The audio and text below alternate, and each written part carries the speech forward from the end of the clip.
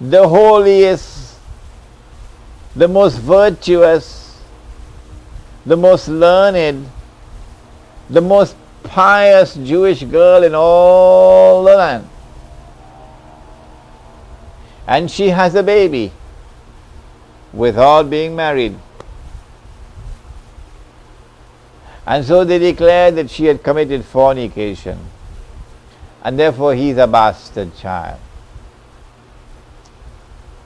Oh no, they were wrong. You see, they were able to see with only one eye, the other one was blind. When you make judgment with only one eye, the external eye, then you do not always get to the reality of things. But when you see with the second eye, namely the internal eye, the eye of the heart, then you will not be so easily deceived. If Mary had committed adultery or fornication, and she lives in a very religious society, she knows the penalty for committing such a sin. If she became pregnant and she was successful in concealing her pregnancy from the people, no one knew. And if she then left and went out into the wilderness, and she had her baby all by herself, all alone, what would she do with that baby if it was a child of sin? I know what she would not do. She wouldn't come back to her people with the baby in her arms. And when she comes back to the people with the baby in her arms, she wouldn't come back in the daytime. She'd come in the night time. She wouldn't use the main road, she might use a back street. But she didn't do that. Here was a Mary who returned with the baby, holding the baby in front of her, not hiding the baby. And when the people accosted her, Mary, whose baby is that? Mary, how could you do such a thing? Your father, your mother were not evil people. She didn't speak. No. She pointed to the baby. The Mary babies don't talk. But then the baby talked. And the baby says, I am the messenger of Allah. I am the messenger of Allah. And so, here was evidence that there was more to this than meets the eye. What any girl would have done if she had committed sin was to go and give away the baby or abandon the baby with someplace. But Mary didn't do that. She came back with the baby. And they accused her. They were deceived. No, she was a virgin. And she gave birth to the baby miraculously because Allah wanted to test them. They failed the test. So they said he can't be the Messiah because he's a bastard. And then later in life, when they decided that he must die, and they forced the Roman government to crucify him, and then with their own eyes they saw him die on the cross, with their own eyes. Oh no, he couldn't be the Messiah. Why? He's dead. He never liberated the Holy Land and never restored the state of Israel in the Holy Land as the ruling state in the world. He never ruled the world from Jerusalem. So he could not have been the Messiah. So they're waiting for the Messiah to come. This is what you need to understand. If you wish to understand the strange world in which we live today, not just Gog and Magog. When they rejected him, and they said, no, he couldn't be the Messiah, there he is, he's dead. They're now waiting for the Messiah to come. They know that Allah is not like Washington. When Allah gives His word, He keeps His word. And so they're waiting for the Messiah to come. What they did not know, and no one knew, for 600 years later, was that no, they did not kill him. No, they did not crucify him. The Quran was sent down to explain that Allah made it appear to them that that was what happened. And then Allah raised him. So he didn't die. One day he's coming back. And when he comes back, he's going to rule the world from Jerusalem with a rule which will be eternal. This is the prophecy of Prophet Muhammad. Allah's blessings be upon him. But they didn't know that. They say he's dead. So they're waiting for the Messiah to come. You can't live in New York and not do that. I lived in New York for more than 12 years. Prophet Muhammad ﷺ now explained that Allah was going to release into the world a being created by Allah Himself, and who would be commissioned to impersonate the Messiah. And so he's known as Dajjal, the false Messiah, or the Antichrist. He's not a human being, no. But he will appear as a human being at the end of his mission. What is his mission? What is it to impersonate the Messiah? Well, since the Messiah must rule the world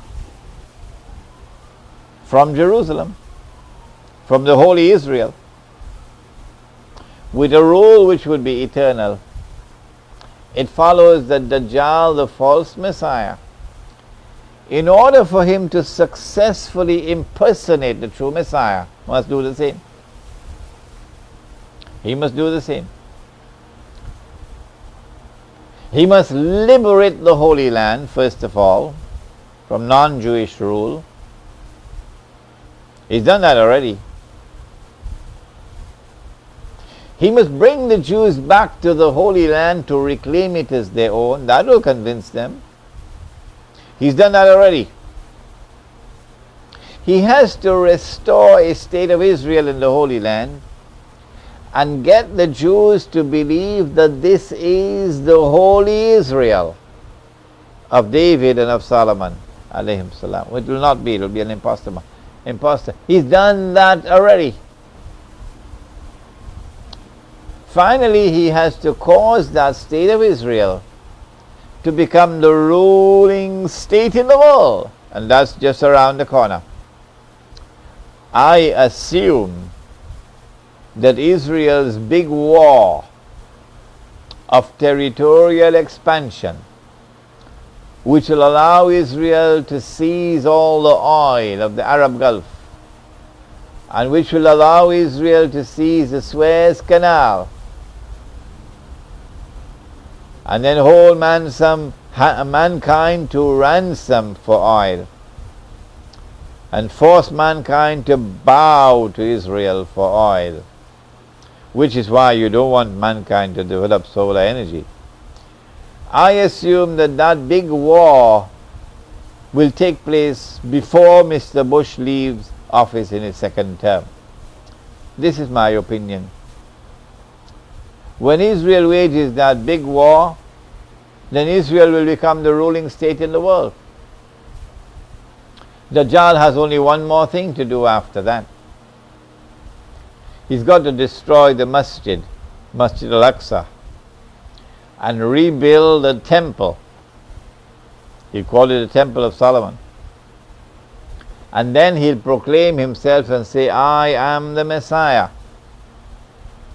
When he does that and all the Jews accept him that he is the Messiah, then he can rub his hands like this and say, mission accomplished. Well, it appears as though Dajjal's mission is very close to the end now. After all, the Holy Land has been liberated. The Jews have returned to reclaim it as their own. A state of Israel has been restored in the Holy Land. That Israel has grown from a baby to become a superpower in the world today, second only to the United States. Israel can destroy the whole of Europe with her nuclear weapons and her missiles.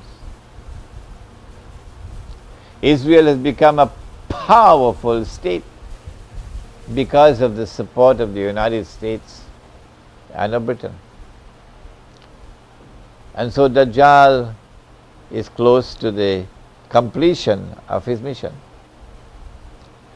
The Messenger of Allah, Nabi Muhammad alayhi salatu wasalam, informed us of the release of Dajjal into the world during his lifetime.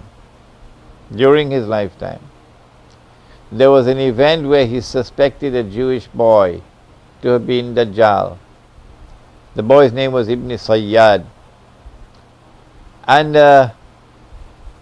that event in which he met the boy was used to convey to us the information that Dajjal, the real Dajjal, has been released into the world. He went on to say that when Dajjal is released into the world, he would live on earth for 40 days. One day like a year, one day like a month, one day like a week, and the rest of his days like your days. I got an artist in Malaysia to design this cover of the book. And you see that there are 3 circles. Over here, a day like a year. Over here, a day like a month. And over here, a day like a week. The analysis conducted in this book is such that it argues that when Dajjal was in a day which is like a year, Britain was his headquarters. And when Dajjal moved to a day which is like a month, the United States of America became his headquarters. And finally, when Dajjal is going to be in a day which is like a week, he comes back home to the Holy Land. He comes back home to the Holy Land. Dajjal has already completed his first phase, a day like a year, when Britain was the ruling state in the world and the sterling pound was the international currency. And then Dajjal moved to a day which is like a month, and the United States replaced Britain as the ruling state in the world. And the US dollar became the international currency.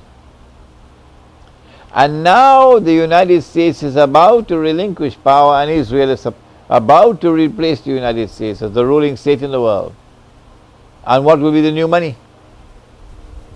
That was sterling pound. This was US dollar. What will this be? Answer: the US dollar is going to be attacked and it will collapse and bring down all the paper money of the world with it. You won't see paper money after that. Well, then what's going to be money? What's the new money that Israel will use to enslave mankind? The way the United States used the US dollar. Answer: Israel is going to use invisible money, you can't see it. Intangible money, you can't touch it. It'll be electronic money. And the strange thing, the dangerous thing about electronic money is that it is controlled by the banking system around the world, and the Jews control the banking system. That's not an uncharitable statement. That's not an invalid statement. That's the truth, that the Jews control the banking system around the world. And if we cannot speak the truth, what else is there to talk about? The new money is going to be invisible money. You can't